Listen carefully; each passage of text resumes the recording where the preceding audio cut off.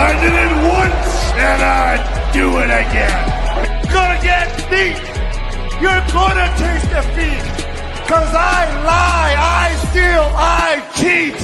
Cause no one can withstand my Latino heat. You step in this ring, you're messing with Stone Cold Steve Austin, and that's something you don't do.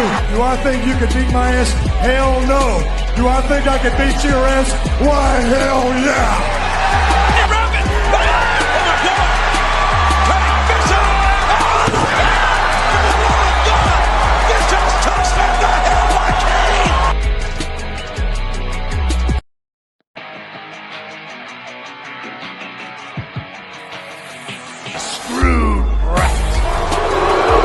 I did it once and I'd do it again. Gonna get beat. You're gonna taste defeat. Cause I lie, I steal, I cheat. Cause no one can withstand my Latino heat. You step in this ring, you're messing with Stone Cold Steve Austin, and that's something you don't do. Do I think you could beat my ass? Hell no. Do I think I could beat your ass? Why, hell yeah.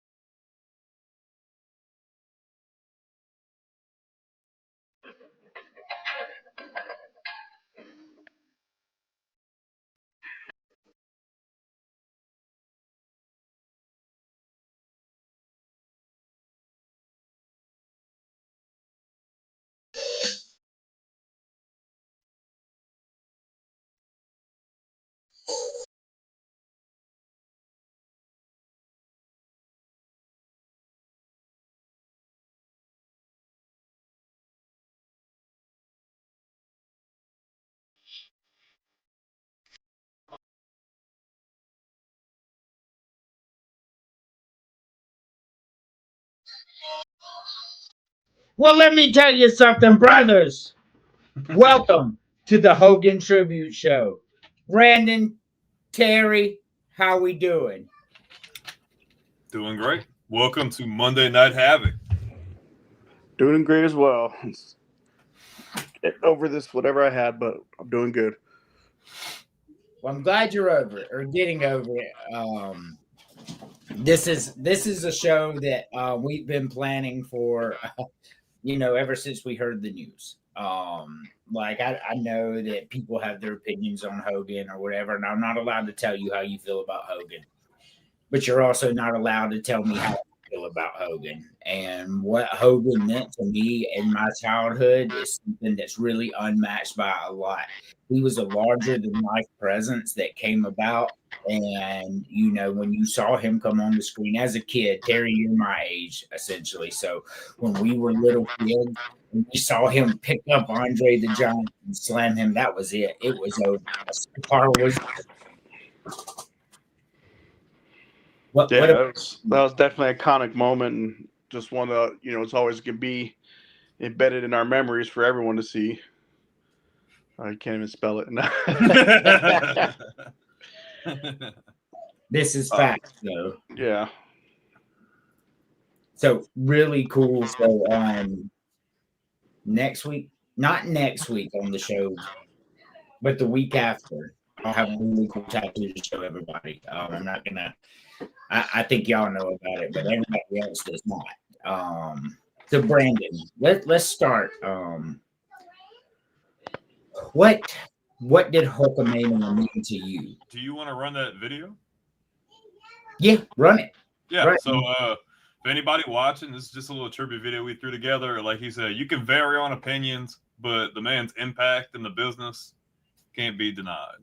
He is the greatest professional athlete in the world today. Look at this. And what you gonna do when Hulkamania in the largest arms in the world run wild on you?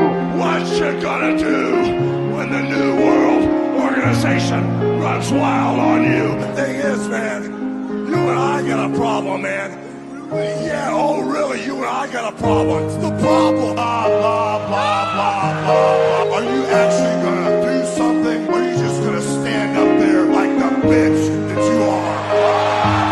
How about I bring the mic up there to you, brother? Well, let me tell you something, brother.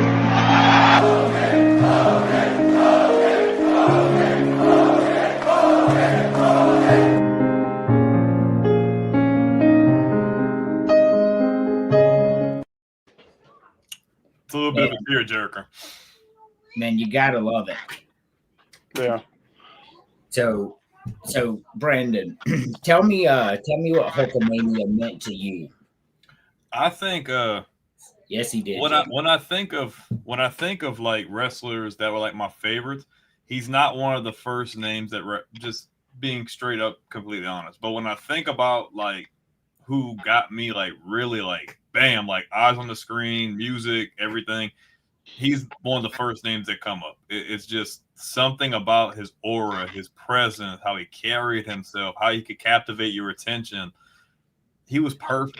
Like he literally, I feel like if you make a checklist of like everything that the GOAT needs to be from top to bottom, he checks every box. Now, whether you agree with political stances or, the controversial terms that, I don't necessarily agree with, all that aside, when you keep it strictly wrestling and how he impacted an entire generation, and even I feel like a generation after that, I think it's unmatched. And I think that in the weaning days since, there's obviously been an overwhelming thing of negativity, but I feel like in the last couple of days, that's been like silenced because a lot of people are starting to open up and be like, a lot of the things that he did for them, or a lot of things he said, and a lot of things that he helped them out of just from him just being on the screen. So I think just the impact, just the positive impact he had on so many people, from the people he worked with, to the people he interacted with, or just the people that watched him every Monday, Friday, whatever day of the week it was. He just had a tremendous impact, and I just can't deny it. I can't. And I love Hogan. It's easy to get caught in all the hoopla and all the BS, but at the end of the day, he means a lot to me. And I don't think I truly realized that until we started trying to plan this out. And I'm like, man, like that really blows. And it didn't really hit you right away. Right. But I feel like within a day or two, I'm just like, man, like I can't. It's hard to wrap your head around. So at the end of the day, he means a lot to me. Yeah, for sure. What about you, Corey? Well, he's definitely the reason why I would watch WW, well, now E, but WWF back then. Yeah. And most because my uncle, he got me into wrestling. That was like kind of like our bond thing. Like I didn't see him too much, but when he come over, he was always watching wrestling, and he actually met a lot of those guys, and Hogan being one of them. I think he met before when he was in the Rocky movie. Yeah. Because my uncle would actually go to the studios. He started out as an 8mm film driver, and then he eventually got upgraded to picking the stars up in the parking lot and taking them to their proper studio for their on the set and everything. But he'd always bring me, Hulk Hogan stuff, and it was, it was still a shock. I mean, it's sitting in now, but it's still like when I first heard the news, it was like, nah, this got to be fake. I'm like looking around, and then I saw, the WWE's official page talking about, okay, I guess it is true, because usually I don't believe all these little tabloid things because they tried it with other, high profile celebrities. And this is like a thing I was talking with Cody and Chris the other day, that wrestling seemed like it was like that just gray line, it's basically same thing. And then Hogan, and this goes back to the Pink Floyd album cover, Hogan was basically the prism. So once the line went through him, he was able to show the many colors that it possessed to the world. Yep. And I know they say, no one's bigger than wrestling. Well, you could make a strong argument for him because he basically carried, even though he's not like some people say, not the best in-ring performer. Of course, everyone's limited back then what they could do. There was no high risk, none of that stuff we see what the wrestling has evolved into today. However, just for him to bring a light to the wrestling scene, make it mainstream, and like I said, to be an icon, not just in wrestling, but in pop culture in general. I mean, everybody, everyone loved him. And there's no denying, there's no denying that what he did for the business. So he was larger than wrestling, and he's the only star ever to be larger than wrestling. I agree. And I know we hear a lot about in-ring performers, but like Hulk Hogan was fun to watch in the ring, so I don't accept that from people that he wasn't a good in-ring performer. Was he a high flyer, or was he putting people in the figure four? No. But when you watch him in the ring, were you entertained? The answer is yes. That makes him a good performer, in my opinion. So, Hulkamania, man, Slam Andre the Giant, and I will tell you one of my favorite Hogan moments, and a lot of people don't do that. But one of my favorite Hogan moments was the turn, when he turned and became Hollywood. One of the most iconic moments in wrestling history. I agree. That pretty much saved, a lot of people say it saved his career at the time because everyone was getting tired of the gimmick that he had since the beginning of time. So for him, the most unexpected person to turn heel, actually did it. And the reaction the crowd got, and it's just, I was like, yeah, it's another, like you said, iconic moment. Mm-hmm. And it really shifted direction, not just for at the time WCW, but for both companies and where they were heading. It set the tone. So a lot of people don't understand what happened there, kicked off the Attitude Era. Like that's what changed wrestling, because it went from this superhero versus supervillain cartoony type thing to almost like real life. Right? When Hulk Hogan turned, things got real. Right? And then that's when WWF had to go, this ain't gonna work no more. We gonna have to work harder to do better. So let's see. Oh yeah, for sure. I've watched it probably 30 times since Hulk Hogan's death, and there was trash everywhere. Where's your hat, Terry? I have to get new ones. So I mean, larger than life character. I don't know how to explain it. Like, I guarantee you, since 1983, this man's not been able to go anywhere without people rushing him and paparazzi. Because first of all, he's 6'7", 340 pounds of pure muscle. Like, people gonna recognize him instantly. So that's really cool stuff. I think I needed this show for closure, to be honest with you, because this has really been messing with me. I've been listening to Real American and Voodoo Child on repeat for a week. I really have. But on a different note, Brandon, tell them about the rebrand. So the rebrand was just, I think it just needed a little shaking up. It was on a consistent basis. Wasn't on a consistent basis. Everybody's schedules weren't lining up. But now it kind of seems like things are starting to settle down. And I don't know. It wasn't that the name was bad. It just lacked an attitude. It lacked like a real identity, I feel like. And this kind of throws our name in the hat like, oh, that's pretty cool. Like you're trying to try to make it feel like it's a real deal or whatever. So, I mean, it took it probably took me a month or so with working with other people trying to figure out a name, going back and forth until something finally stuck on the wall. And then it was trying to make a logo and all this other stuff. But I think it would be really good. Yeah, for sure. So Brandon, give me one of your favorite Monday Nitro memories. Shit, I like the first freaking episode, dude. The fact that one, it was in freaking Mall of America was badass. But probably my favorite part is the fact that Lex Luger just pops up out of freaking nowhere and nobody freaking knew. There's kayfabe. Nobody knows what's going to happen. Dude pops like, oh my God. Like, that's probably the most iconic Nitro moment to me personally. I got a lot of favorites, but that's one that I could just I don't know. I just really like that moment. It ushered in a new era because WCW was kind of like whatever at that point. Like they had obviously some star power, but that's what pushed them into the spotlight. Nah, bro, we're going head to head with WWF. We're going head to head with Raw, and we're swinging for the fences. And they did swing for the fences for sure. Terry, what's a big Monday Nitro memory for you? I think I have to say for me when Scott Hall and Kevin Nash came over, nobody knew that they were going to be there. Mm-hmm. So basically the start of eventually what became the NWO. But they, came in as an outsider, talk about, so this is where the big boys play. We want to play with all the big boys here.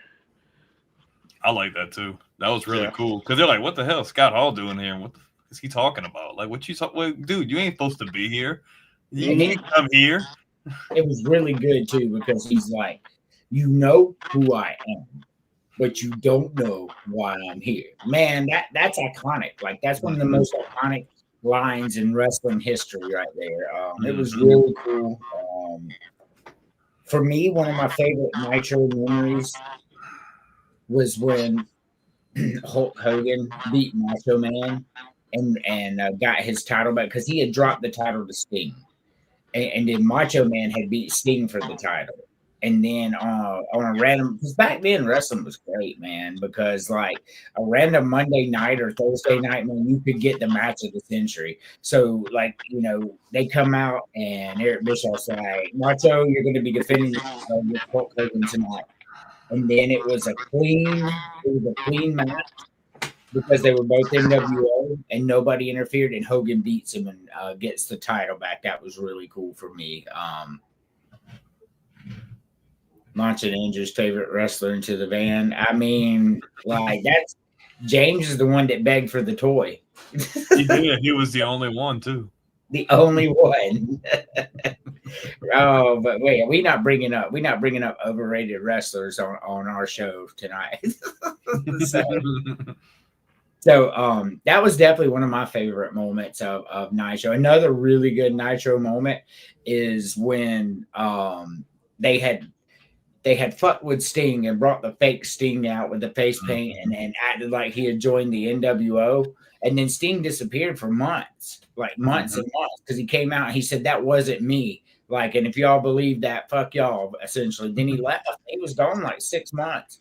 And then one day, the NWO, all like 12 members is in there just beating the hell out of Lex Luger and Macho Man, just beating them down. And then out of nowhere, Pro Sting makes his first debut where he falls from the ceiling and then falls into the ring and starts beating them with a bat.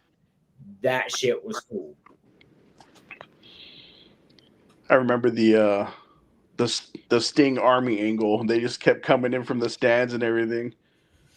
They just kept beating the crap out of all of them. Then eventually the part where Buff Bagwell actually punched Sting but didn't flinch him. So he took off the Sting mask while he's posing.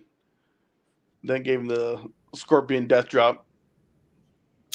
So that was pretty cool when Sting did that. He had the Sting mask and then pulled the Sting mask on, and then his face paint was there. Man, Nitro was cool. But Brandon, give me a favorite memory of Raw. I don't know if I could have a specific like favorite. There's so freaking many. Just name one that comes to mind. Austin with the freaking truck on Raw for one, beating the hell out of the Nation of Domination, hitting them with like a stunner on the truck and stuff. Like, dude drives the big monster truck through the freaking arena, just comes and starts beating the hell out of everybody. Like, come on, bro, that's so freaking classic. Yeah, for sure. We'll do a couple memories. Terry, what's a memory for you?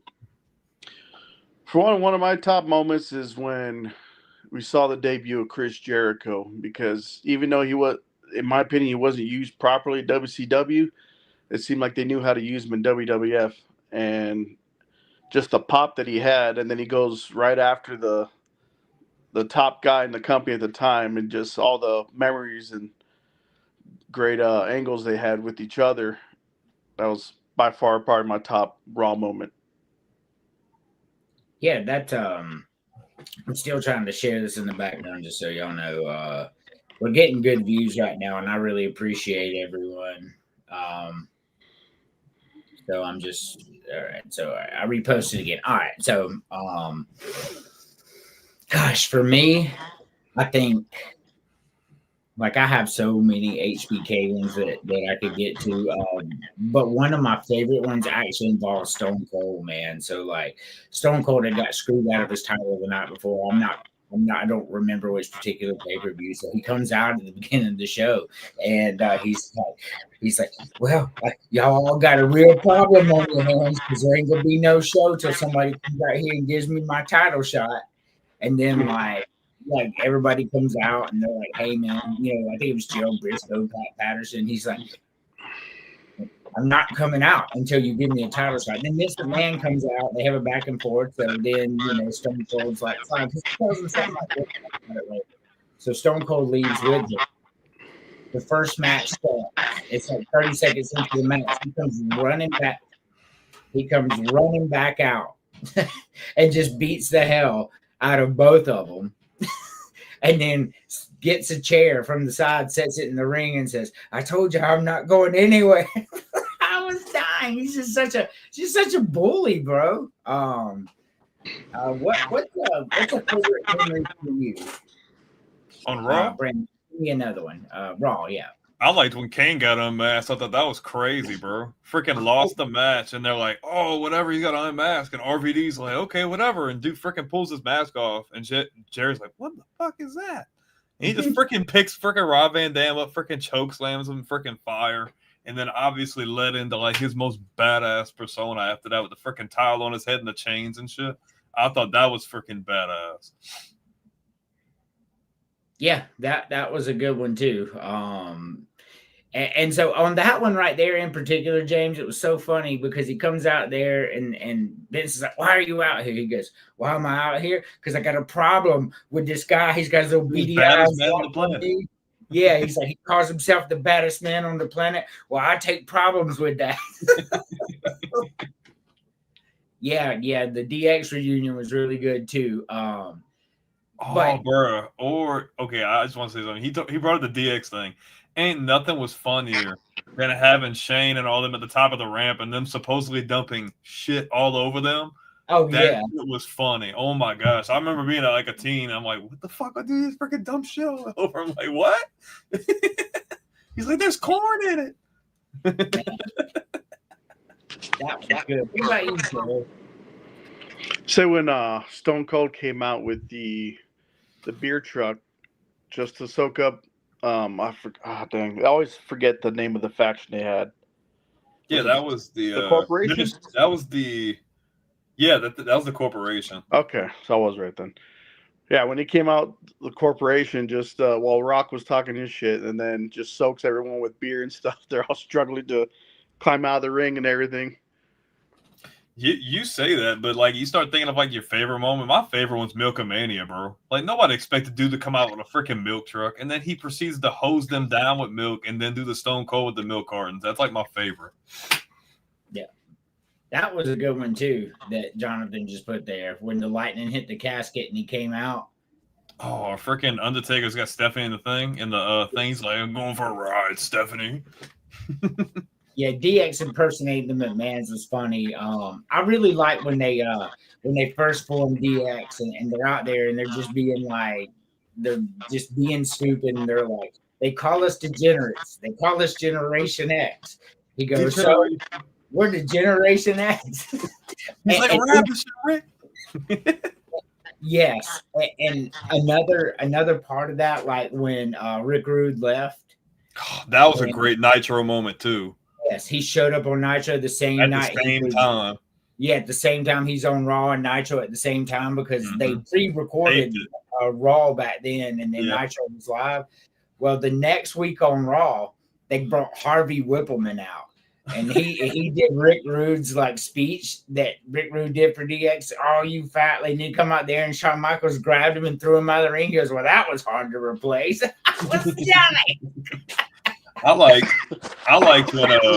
liked after that when they were talking about adding people to DX, and obviously Bret Hart left, and Jim the Anvil Neidhart's around. They're like, "Oh, we're gonna add you," and he jumps that, he gets in with them and they're jumping people. And he's like, okay, well, if you're in a tag team with us tonight, then you can join DX or whatever. And freaking they doing this thing, just comes up behind him. Like, bloop, nope, done. Just freaking jumped him. I'm like, bro.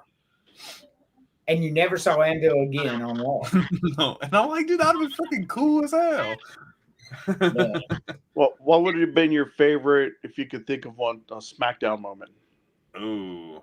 See, I didn't watch a lot of SmackDown, so I can't. That was kind of after his time though, because when SmackDown got hot, that started SmackDown with 99, I think it was. That was 98 or something like 98, 99. Man, that's freaking hard, bro. Like SmackDown's got a lot of my more fondest memories of SmackDown though were like the early 2000s than anything. So like a lot of the stuff, the rap battles with John Cena and the freaking Eddie Guerrero promos and like that kind of stuff is the stuff that really sticks with me. I mean, my favorite SmackDown moment would probably be the freaking promo with him and Brock, honestly. That was just the best promo ever, like hands down. The emotion they could sell in that moment and got you so hyped for that freaking main event, like that's, yeah. I think my favorite moment for SmackDown was when DX was kind of taking over the show. Back when they were more of a heel, not like so much as the degenerates like they initially started out with.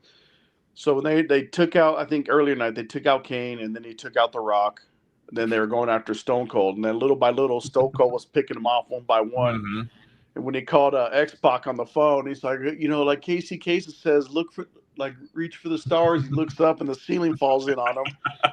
And when he caught Billy Gunn with the bear trap, or was it Road Dogg, one of those two.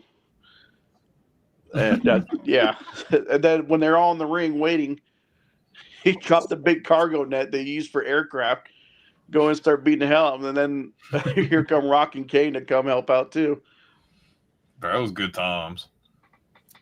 Yes. I will tell you, I'm going to do mine, but then I want to know y'all's on this as well. So my favorite Stone Cold and Rock promos together, man. Look, so it's back in the day of beepers, right? Like Brandon don't remember. Oh no, I do, and I know exactly what promo you're about to talk about too. So the Rock's in the ring, and he's taking over the nation. Farouk's gone, and Stone Cold's music hits, and now the Rock has the Intercontinental title. So they run up the ramp to get him. And then Rock's beeper goes off, and he looks at it and says 316, and the Rock, being the ham that he is, goes. And then Stone Cold jumps out from the crowd and stuns him and steals the belt. Well, later on, Raw, the Rock comes back out, and he's out there. You stole my belt, whatever. And then all of a sudden, Stone Cold comes on the Titantron, and he's on in the production truck. Oh no, that part, yeah. Yeah, he's in the bridge at this point, and they go, "What's that?" And he goes, "You think I give a damn about your little title?" And he throws the Intercontinental title in the river. I was dying, man. Those were great. What's one Rock and Stone Cold moment for you, Brandon? I don't know if you can ever pick a specific. I like the one where he was on the freaking Titan. He was in the freaking production truck, and he's freaking Rock checks his beeper, and he comes and he's like the Rocks. He puts like Rocky sucks or whatever on the Titantron, and he's sitting there looking around, and Austin's right behind him and hits him with a stunner. It's Tunaki. There, Mr. Ramsey. What's up, Dominic? Oh yeah, when DX Express getting destroyed, yeah, that was funny. What about you, Terry? What's a Stone Cold Rock moment for you that you remember? When Rock was still part of the corporation, I believe he was still at the time, he was looking at his car. All of a sudden, the cameraman goes to the parking lot. And here's Stone Cold is in his Monster Jam truck.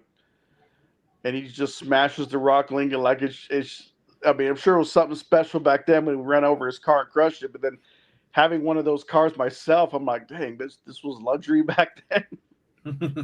So when he smashed the Rock's Lincoln, or when he poured oh no, that was him and Vince. Never mind. But that makes me think of you talking about and it's not a great Nitro moment. This is kind of like at the end. Do you remember?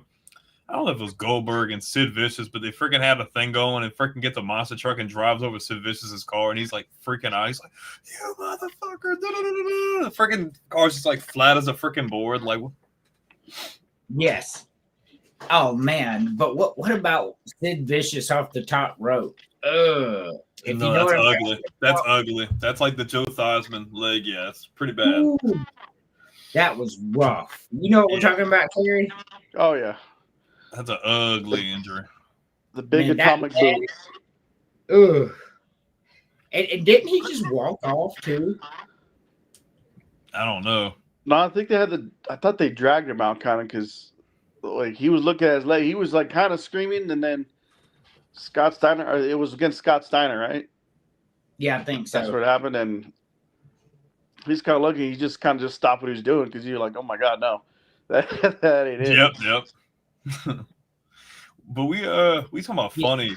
My funniest Raw moment though is like when Booker T finally. I've talked about this one numerous times, but he's just now coming over, and it's like Booker T, it's like Stephanie and Rhino, and The Rock and Jericho come out, and The Rock and Jericho are just laying into them, and The Rock's like, you know what 2 + 2 is?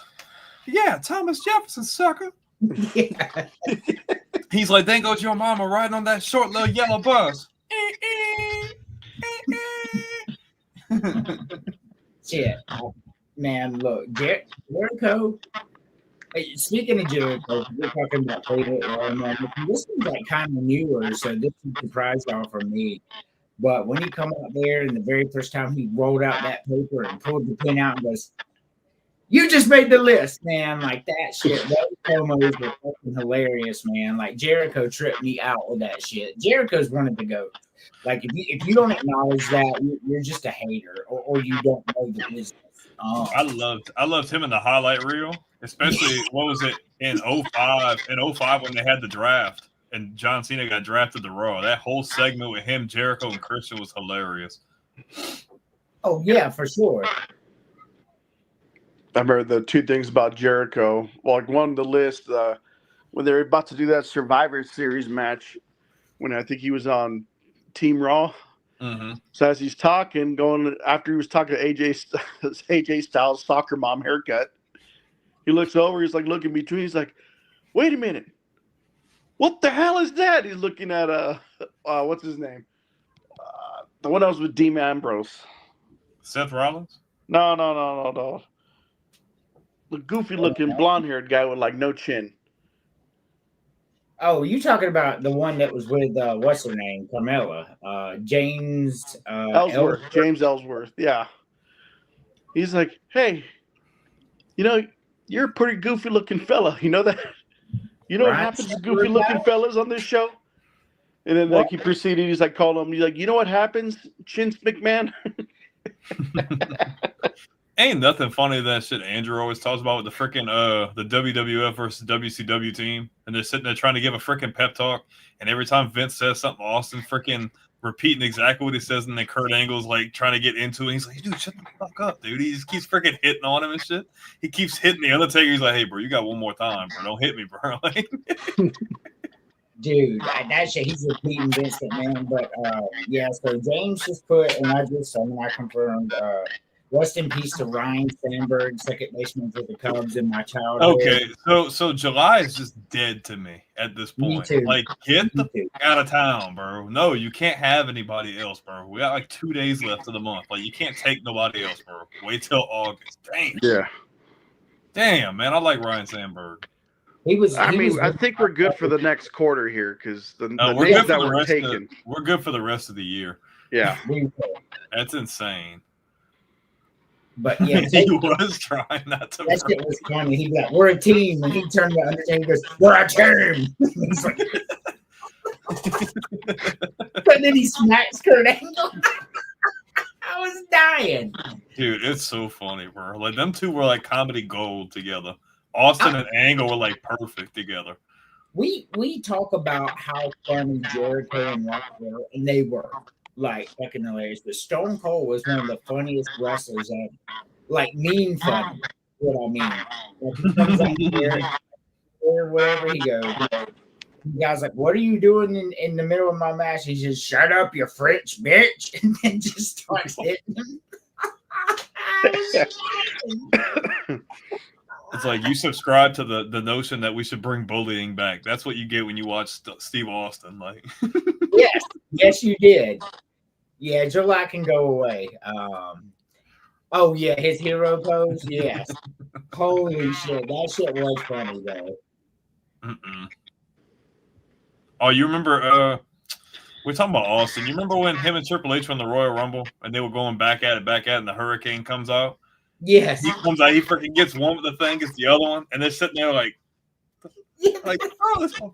And they did the same thing with Undertaker, Kane, and Scotty 2 Hotty comes out, and Scotty 2 Hotty's looking around like, oh shit. Like, I gotta go in there, but like, no, like, I don't want to go in there. And they just freaking huck him up and throw him over the top rope.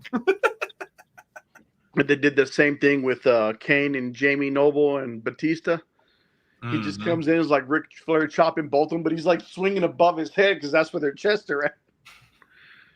Dude, look, remember when Kane choked on Pete Rose tombstone? Man, that was classic. And then Drew Carey was out there in the Royal Rumble, he's doing this, and then all of a sudden, it goes all dark and red and fire comes. And Drew Carey's like, "I'll just eliminate myself real quick." And he's in the freaking locker room. He's like, "Yeah, I'm a wrestler now." I'm like, what? What you mean you're a wrestler now? Get out of here, bro. It's like this is not a safe space. It is not. Look, do you remember when The Rock was out there and he had taken over the nation already, as well as between him and Stone Cold's little spat, and when they were still doing it, and he's out there talking, The Rock's out there talking, and Stone Cold comes out there at the top of the ramp, and he's like, "Well, I just want to know, is it an ass whooping tonight or is it not?" And drops the mic. Just like, like for no reason, just comes out, starts picking, and doesn't even really pick on him. He's just like, "Is it an ass whooping tonight or not?" Drops the mic and stands there. I like Steve Austin when he was the general manager of Raw too. That shit was funny. It was. Comes riding in the freaking 4-wheeler, just fucking shit up. He's like, "No, Eric Bischoff, I'm in charge of this motherfucker." Like, oh yes, yeah. I just so many funny moments, man. Like I will tell you, probably, and it's not probably. I mean, and this is full on my opinion, but the greatest debut in wrestling history, not just WWE, not just WCW, the greatest debut in wrestling history was Chris Jericho. I don't care what you say. I was there. It was like 8 months they led up to this. Just one random episode of Raw when they were, and you didn't hear about it for a couple of weeks, and then they did it again. This went on for 6 to 8 months. And then while The Rock was out there, The Rock of all people, it came on and the counter went 5, 4, 3, 2, 1. Break the walls down, and the words Jericho came up there, and that blew the fuck up, y'all. So Jericho was already Raw. Like, I've never seen a build up and entrance like that ever. It was perfect. When you talk about the idea of perfect, that was perfection.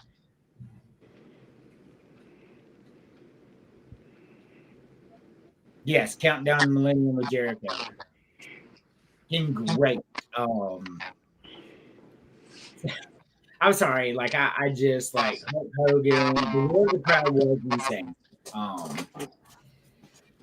So we typically have our favorite big moments and our favorite whatever. But Brandon, if you were to have to pick one person that nobody puts in the top 10, like ever, but definitely, well, let's just say top 5 that nobody ever puts in the top 5. Let's make it harder. Nobody ever puts it there, but like he definitely belongs there, or you can make a strong case for him being there. If we're looking, if you're looking outside of just like title reigns, let's just say that's not the deciding factor. If you're just looking at like versatility and being able to do everything, like as a whole, like you're not saying, oh, this person's got the most titles, which that's the kind of perspective that I look at, because I don't want to just subscribe. It's the same thing with football. You don't want to just be like, oh, well, this guy's got the most rings, so I just put him in there. No, not necessarily, because someone can have a bunch of winning, but kind of just get pushed into all that. You know what I mean? Somebody that can do everything. Eddie Guerrero, bro, can do everything. Like, I mean, I don't ever see him that high because, I mean, he only had one world title reign. But being able to work with anybody, held all mid-card titles, pretty much one of the revolutionized the cruiserweight division in WCW, comes over, kills it as a mid-carder, kills it as a tag team player, kills it as a main eventer, as a world champion, was going to be a world champion again had he not suddenly passed away. Yeah, if I'm looking as a body as a whole and everything you can do, Eddie Guerrero, definitely. And I mean, I wouldn't say he's Mount Rushmore. I'm not saying that, but just as like, just to throw a name in there, I'd say Eddie Guerrero. Yeah, for sure. So, like, to touch on before we get to touch on what we were talking about as far as rings go, like Robert Horry got 7 rings, and ain't nobody put him in a top anything. So that's what I'm saying. Rings as a deciding factor. But Terry, like, who would you put in there? Well, I think this guy's probably not on a lot of people's top 5 because he spends most of his time as a heel character. But Jimmy Snuka? Yeah, he's still a heel. I already put NA for him. But I'm sorry, go ahead. I think for everyone, I mean, every great heel or every great face needs a great heel. So I think you probably won't see him a lot of people's Mount Rushmore, but you could make an argument for him as Triple H. Yeah, for sure. Yeah, I don't think anybody puts him that high, which is kind of crazy. I agree. His progression was insane. Like, to be pretty much a nobody to being like HBK's sidekick to like kind of like getting a little push here and there, and then when HBK goes away, he's just pushed immediately in and like never skips a beat. No, and outside of the yeah, but dude, his freaking run like as a major heel, like when he first got his big push as world champion, was crazy. Yeah, he was hot. Like, my time, Triple H was hot, bro. Like, that dude was, like, built different. And he was good no matter what era. Like, that era has the quad injury, comes back in 2002. He's a freaking monster heel for, like, 3 years. Just holding on to big gold, comes back. He was still great as a face. Like, I think that's definitely a viable option. Yeah, I couldn't agree more. We don't hear enough about Triple H being top 5, but he's 14-time world champion. I mean, like, one of the greatest ones ever, probably the greatest faction ever. He definitely belongs there. For me, the obvious answer is Chris Jericho for me, because like nobody ever really put him in the top 5. But like, what couldn't Jericho do on the mic, the entrance, in the ring? Like, what is it that he couldn't do? Like, and he I mean, he had like 8 or 9 world titles, many different promotions. That's the obvious answer. But for me, I'm going to go a little further. One that nobody ever talks about, but because he wasn't in WCW or WWF, like, people kind of look down on what he did, and that's AJ Styles. Like this man was like 20 years old playing with big boys, because TNA had some big ass names back then. Mm-hmm. He was keeping the title with all the big boys there. It was on him. AJ Styles is definitely a top 5 talent, and if you don't agree with that, man, I don't know what to tell you, bro. You know how long Bro's been around though? He was in WCW at the end. goes over to TNA, has early matches with Dusty Rhodes, classics with Christopher Daniels, Samoa Joe. Kurt Angle comes over. He has bangers with Kurt Angle, Christian Cage, Booker T. Yep. You could not even count his WWE run at all. Like me personally, I don't like his WWE run. I don't like long hair AJ Styles. I like everything before that. You could just look at that and be like, this dude's a freaking baller, bro. He can do it all. Mic skills are okay, but in ring, dude's like unmatched. He can do anything. I'll give you a tip of the cap to what you were talking about, his WWE run. First of all, I think he's phenomenal on the mic. A lot of people see what he does in WWF because he doesn't really get a lot of time. But when he was on the mic in TNA, bro was good. Yeah. And so a tip of the cap to AJ Styles to tell you how big and important he really was in the industry. We're not talking about WWF. We're talking about even to WWF, the entire wrestling industry. When they called over and over and he finally decided to sign, his entrance at Royal Rumble when no one was expecting it, like they did a good job hiding it, and his music hit and it blew up. And all of a sudden they gave him some titles because he was such a big name. He didn't have to come in, do 6, 8, 10, 12 months. Like he immediately was in the world title picture. That's how big AJ Styles was. I think he came in and came out. It sucked that it took so long though, but he was trying to be loyal to TNA. But TNA lowballed him because he was giving them everything. Like he carried them. And then like when contract talks like 2013, 2014, around that time, it was like he was like finishing stuff with aces and eights and all that. And then they gave him a contract offer. They lowballed him. He's like, fuck that. Like I'll just go do New Japan and all that, and I'll go to WWE after. So, I mean, I'm glad he finally got his time to shine. But had they gotten there like another 5 years prior, oh my gosh, they could have got even more. The problem with TNA at that point is it was done. Well, Hogan and Bischoff, they sunk that ship. Well, it wasn't even just them. But they buried all that homegrown talent though, like substantially. Like Dixie Carter and those two. Like, and I'm not shitting on Hogan and them, but that was a dumb idea, bro. You seen what happened in WCW? I wouldn't have brought Bischoff over. I wouldn't have brought all them other WC guys. Like.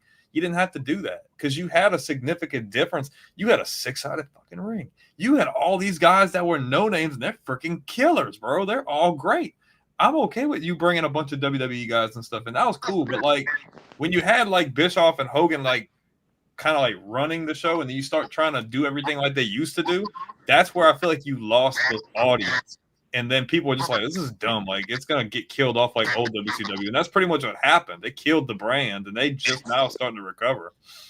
Well, what happened to the brand wasn't even necessarily Bischoff and Hogan. Like, Hogan's promos were good. The problem was Jeff Jarrett did not like Hulk Hogan. And when Dixie Carter made the decision to bring them over, it really became a problem because Jeff Jarrett was the heart and soul of that organization. It was his company. It was his company, and then Carter kind of shit on him on that, and then you saw Jeff Jarrett kind of scale back on what he was doing over there, and then it started getting to the point, and then they're like, hey, we're not doing so well. Kurt Angle, he hadn't been here in a while, so and then they saw the money, and then they offered AJ Styles what they could, I feel.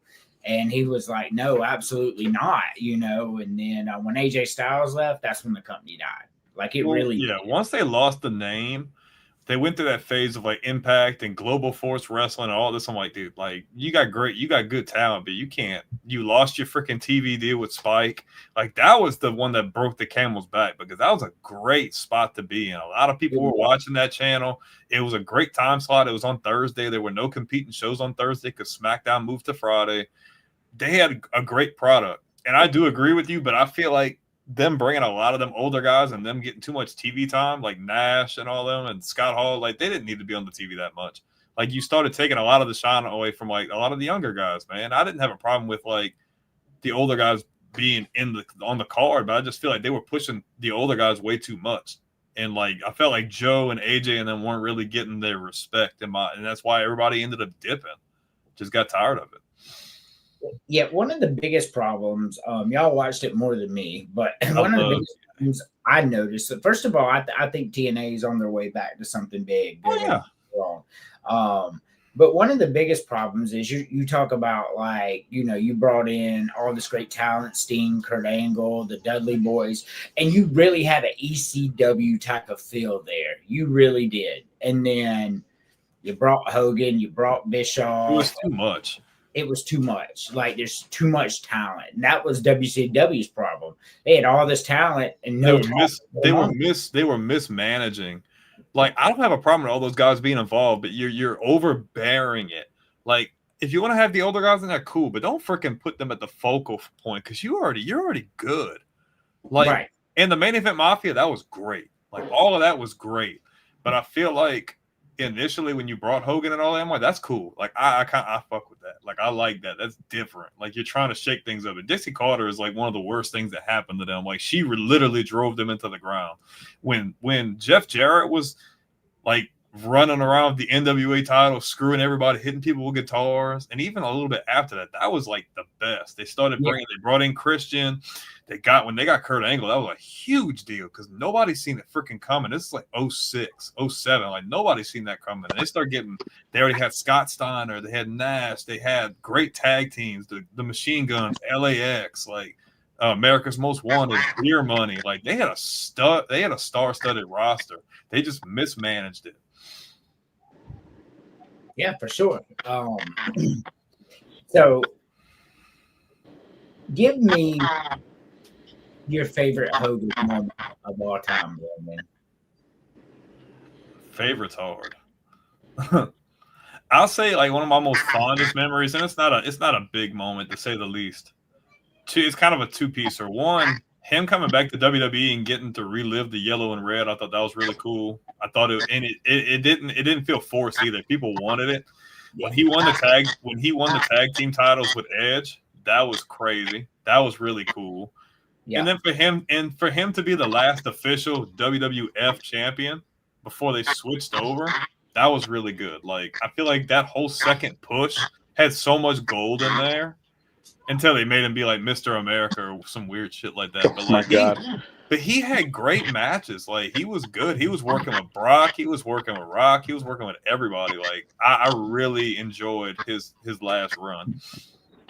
That was a horrible gimmick too. Mr. America was terrible. The 24-inch Patriots.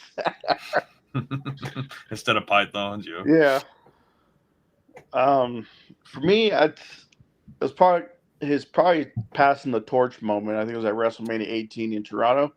Yes. When he fought The Rock, and it's like you never saw a crowd so divided. It's like you hardly heard any boos because everyone was cheering, like screaming top of the lungs for their guy that they wanted to win.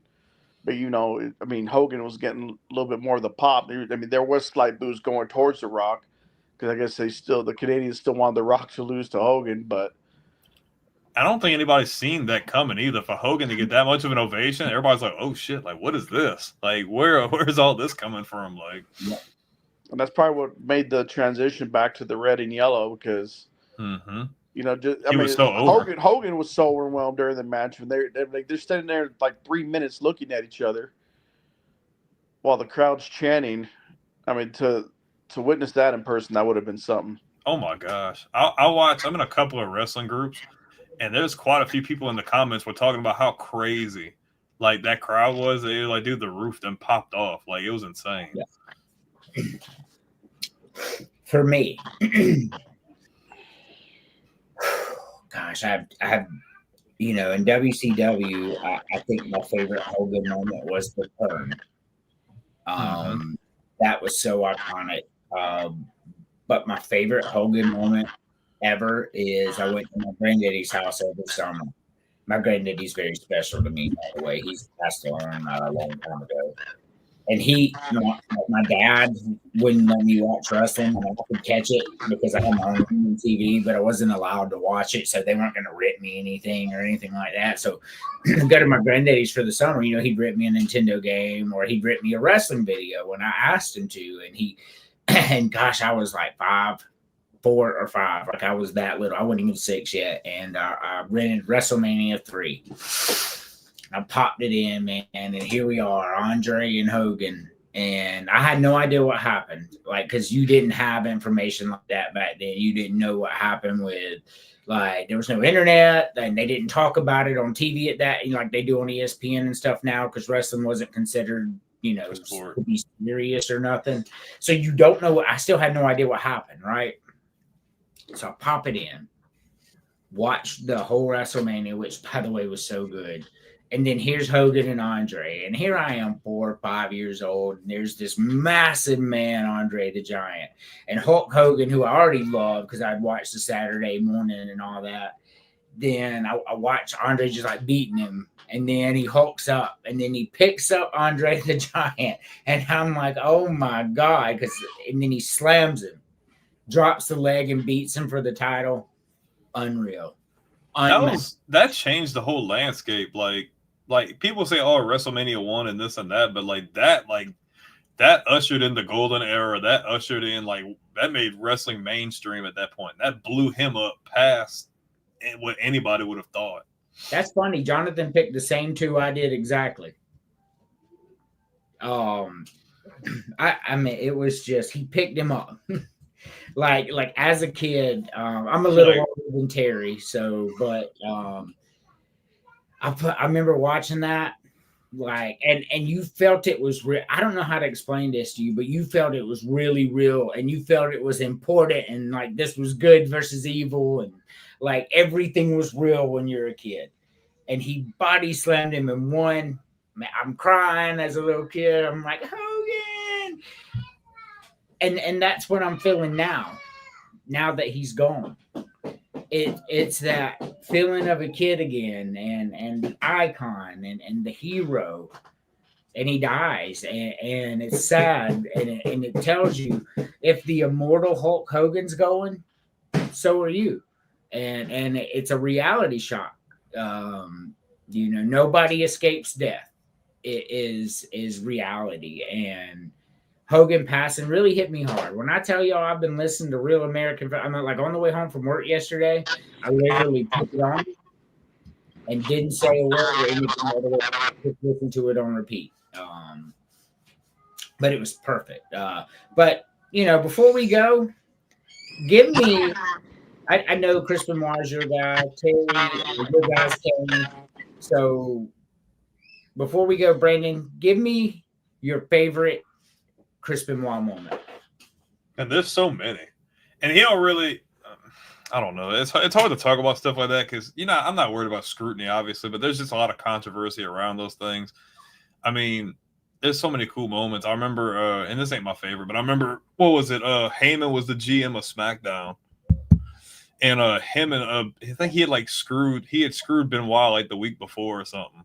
And they had beef or whatever. So him and John Cena sitting out there talking to Heyman. And he's like, "Oh, don't worry, I got your problem." Calls dude out there. Benoit puts Heyman in the sharpshooter, and he's trying to get him to do something. Every time he wouldn't do it, he tightened the sharpshooter up, and he'd shove a freaking bar of soap in Heyman's mouth. And I thought that was the funny, because he just keeps wrenching the sharpshooter on him. He's anguishing in pain. But I mean, the best thing for me, man, it's him winning the title at 20. That's the greatest Mania finish of all time. Regardless of how, that's great. Regardless of what you think about the situation, what you think about him or whatever, that was and to this day, I think it's the greatest WrestleMania ending ever, because you see the culmination of 2 people who are pretty much brothers, that close of friends. You see the month before Eddie wins the freaking WWE title at No Way Out, highly emotional moment. And then you get quite possibly almost the greatest main event in WrestleMania history with Triple H, HBK, and Benoit, which it was crazy already because he got inserted in there for winning the Rumble. But HBK and Triple H had over a decade of history together anyway. So to see a match that good and with 2 guys that are genuinely that close in real life, and it makes me appreciate it a lot more because we lost both of them unexpectedly. Nobody expected Eddie to pop up dead when he did. And nobody expected to roll on the Monday Night Raw and see a tribute show for Chris Benoit either. So that makes me appreciate it a lot more, seeing those 2 guys reach the top when smaller guys like that wouldn't get shine. it was always the big guys winning the world titles, the big muscular guys in the spotlight getting all the shine. So to see those guys like start from the bottom in Japan, WCW, and be able to reach the pinnacle and be able to enjoy that moment with each other, that's the greatest moment ever, in my opinion. So even though you got to give Bret Hart credit for that one. He broke the big guy mold of winning world titles. So shout out to Bret Hart. Forgive Goldberg while you can, because life is short. Terry, what about you and Kane? Except for Chris Benoit, you said right? For Kane, for you. Kane's your favorite, right? Oh, that's right. He said, "Oh, that's right. That's my favorite." Yeah. That's what the questions were the other day. I'm sorry, I'm a little out of it right now. I'm freaking. That's all right. Get all these pains right now in my neck and head. I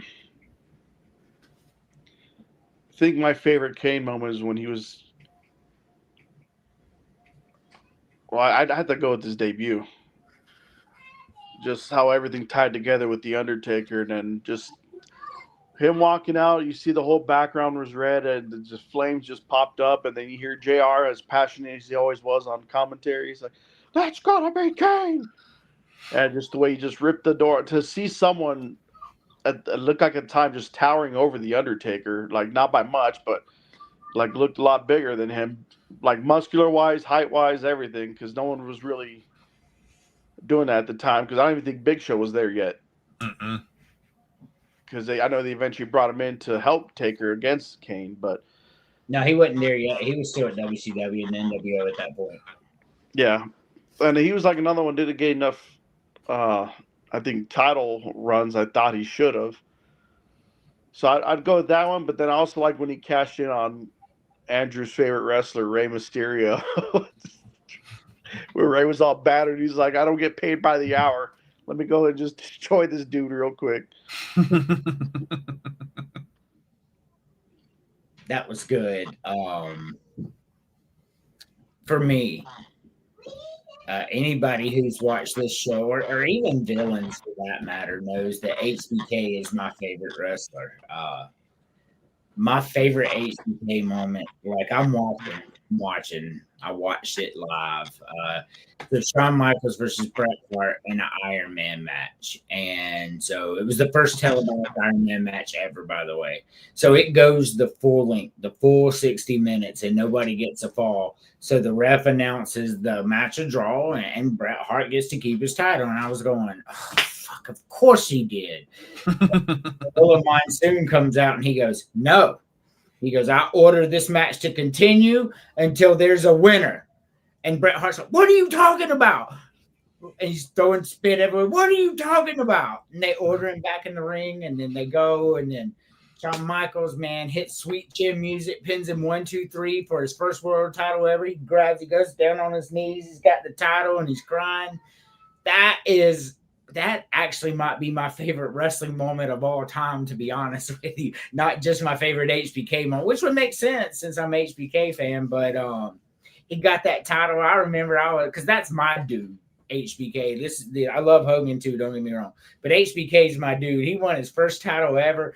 Bret Hart's mad, spit everywhere, and so they fought. They gave the crowd an hour. And then when that hour was over, they gave them more.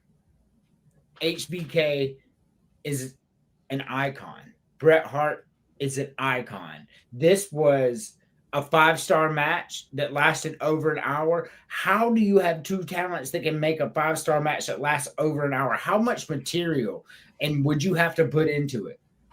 But you had Bret Hart and Shawn Michaels. So, definitely my favorite, probably my favorite wrestling memory of all time.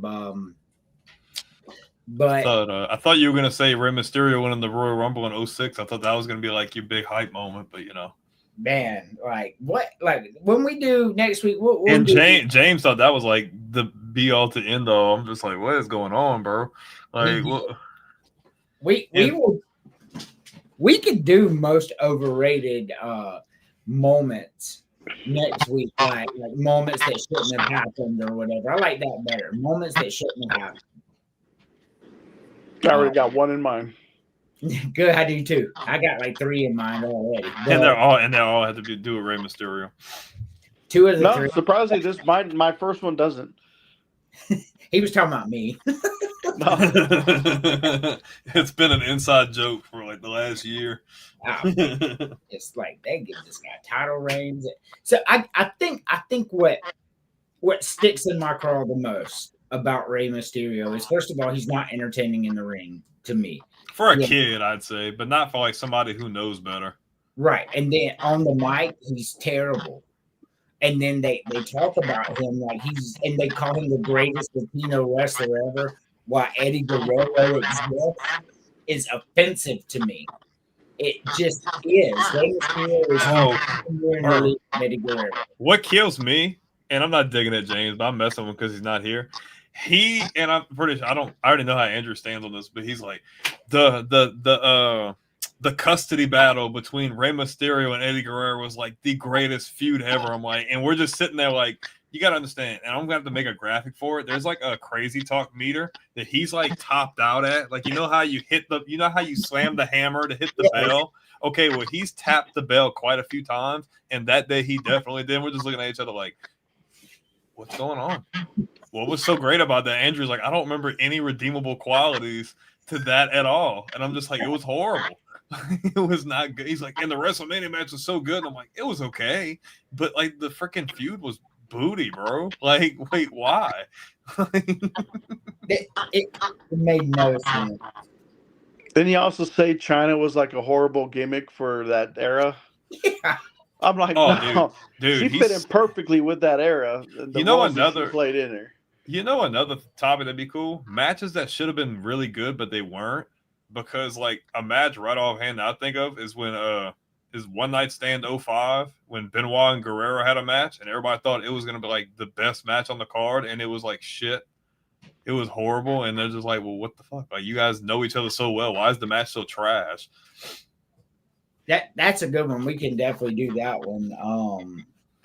But yeah, there's been a couple of times on this show where James has said a couple. You mean a handful or two? Like, what are we talking about here? I'm so confused right now. Like when he said Rey Mysterio was the greatest Latino wrestler, he's not the only person. Or he said that the heel version of DX was like the worst. Yeah. And then he said that the rivalry with Hogan and Slaughter, when Slaughter was like the Iraqi guy, he said that was bad. That was awesome. Oh, what was some other shit?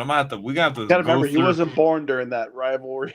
I wasn't either, but I can still appreciate it. It was good. But I just feel like I'm gonna have to sit down and rewatch most of them, and I'm just gonna have to make a compilation, and we're just gonna sit down and watch it because I think it's just that damn funny. Like, I'm not digging at him, but he'd probably say that one of the greatest, shortest title runs would be Jinder Mahal of all time. Oh no, he hated. Who does he hate? He hates Jinder Mahal. I'm the one that he hates Alberto Del Rio. Yeah, and that's crazy.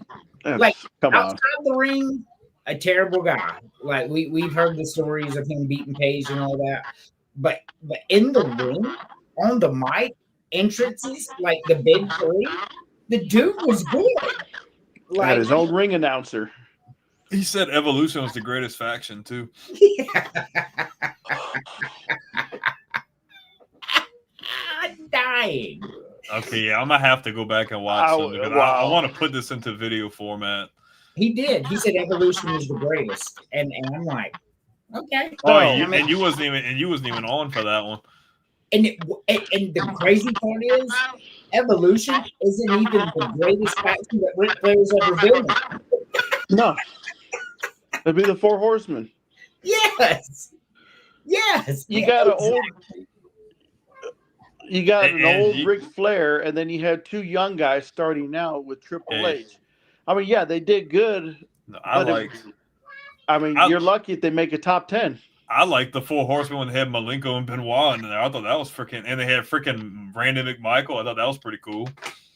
Oh, you talking about Mongo McMichael, Steve Mongo Yeah, McMichael? and they had Malenko and them in the Four Horsemen. I thought that was freaking badass. Hell yeah.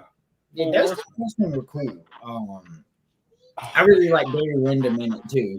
Now I feel like I have to sit down and dedicate like a whole 6 hours to watching them videos and finding all of this because I have to. The world needs to see it. So The world. sorry. The one of my favorite, well, not so much favorite. It was cool to see was when Taker fought Ric Flair at WrestleMania. That was Oh yeah, good. well yeah, And then- because he got offered like it was Ric Flair and somebody else, and he's like, "Oh, I want Ric Flair." Yes. And then when Arn Anderson came in Oh, to help out, like Spine they were doing every which way, but that spine buster he put on the other Taker had like a little bit of oomph behind it when he Dude, I'm when he like, bro, applied that. he could still go, bro. Like, that was a nasty ass spine. I'm like, damn, Arn, you still got some in the tank, bro?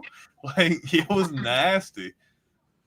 And nobody talks about that, dude. He was such a badass, bro. Arn Yeah. Anderson don't get no love, bro. The enforcer. Dude, he's a badass. Nobody gives that dude credit. The problem is, in his time, he got that back injury and he couldn't go ever again. And he was still really young, like 35 or something. But yeah, Arn Anderson is definitely one of the OGs. And I think I would put him in my top 20. I don't think it was RVD. I think it was somebody else. Because it was like another, I don't know, but I remember because he was talking about it. He's like, well, I had option A or option B. He's like, I didn't even hesitate. He's like, man, I want to fight Ric Flair. That's badass. Like, hell yeah. Who doesn't want to have a Mania match with Ric Flair? Like, come on. Yeah, that's definitely the truth. But his like work, but the one he was in that handicap match, I'm like, bro, that's such an ugly match. Like, who the hell wants to watch that? It was like him and A Train and Big Show. I'm like, dude, that's freaking trash. Nobody wants to watch that. No, but when he hit Undertaker with that spine buster, though, Oh, that was nasty. You felt it. yeah. I'm like, you can't go, but you can still do that. Like, I mean that like, but you know, you're right. If somebody comes out there and, hey, you can have an iconic WrestleMania match with Ric Flair, nobody says no. Not even Hulk Hogan. Like, there's not a soul who would say no in that moment. And the media tried to paint it like they hated each other. Dude, they were really close. Yeah, like, and Ric Flair was distraught. Like, he was like the first person TMZ interviewed after all this happened, and he was distraught. Yeah, like I'm like someone needs to check on him. Like, someone needs to check on him and Jimmy Hart, because I'm like, dude, that's tough. Like, that's rough. Oh yeah, yeah, for sure. Jimmy Hart loved him. But I appreciate it, y'all. It's been a fun show. You want to give your final thoughts, Brandon? It's good to be back. It's fun. Hopefully we can keep this going. I agree. Terry? Oh, as always, thanks for having me on. It's always a pleasure talking with you guys. It's awful quieter around here. James is not allowed to speak at his parents' house. But yeah, definitely a crazy week last week. Rest in peace to the biggest, legend of sport wrestling we'll ever see. Yeah. Never be another one. Yep. For me, I mean, of course, first thing I'm gonna say is profess your faith in the Lord, Jesus Christ. That's something I'm gonna say on every episode, and it's gonna be anytime I want. But Hulk Hogan, rest in peace, man. It hit me hard. I'm hoping this show will help me have a little closure.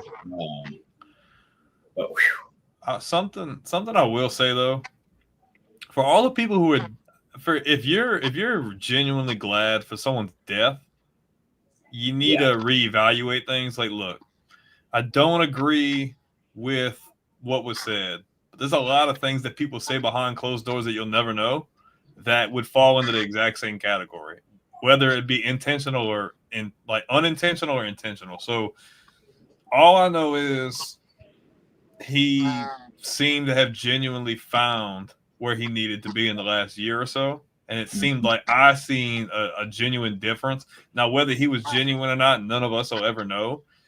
But at the end of the day, like, none of us are perfect. You can't hold yourself any higher on the totem pole than him because you've done a lot of jacked up stuff. I've done a lot of jacked up stuff. The only difference is that mine wasn't pushed into the limelight like his was. So all I would say is, like, don't be disrespectful.